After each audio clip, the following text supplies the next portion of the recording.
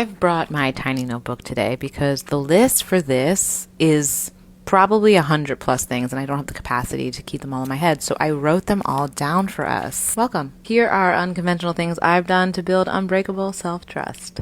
First and foremost, I take myself on solo adventures, and this started when I was about 27 or 28. I took a month trip to Thailand all by myself, and if you want to see what you are capable of, I highly recommend taking an international trip somewhere where they don't speak the same language, where the alphabet is different, and where there is no one there you're meeting up with.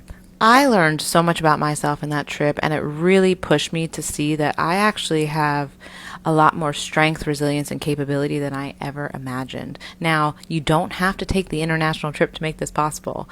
Taking solo coffee dates, solo dinner dates, a quiet hike by yourself, all of these things give you opportunity to experience new worlds by yourself, taking yourself out of the mundane to navigate something new.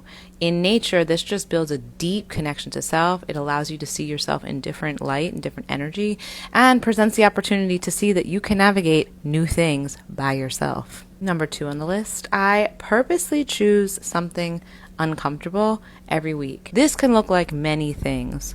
One thing this week I had to do was call my insurance company or something around my car. These type of tasks really feel uncomfortable for me. Dealing with authority or corporation or any of the above very much overwhelm me, and it's something that I have to do as an adult in this world, right? So even pushing myself to do that, pushing myself to finish my taxes, these are things that make me really uncomfortable. And it doesn't have to be something as grand as taking a skydiving class. No, it can be simple things really create overwhelm within you, and doing it anyway. Third, I keep tiny promises to myself before I make big ones. Now, what does this mean?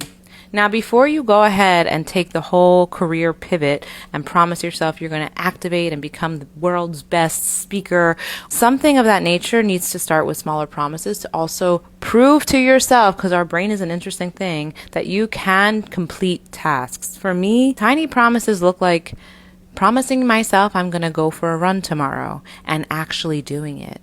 And the more you do these little promises every day that you show up for and you complete, you are proving to yourself that you can get shit done.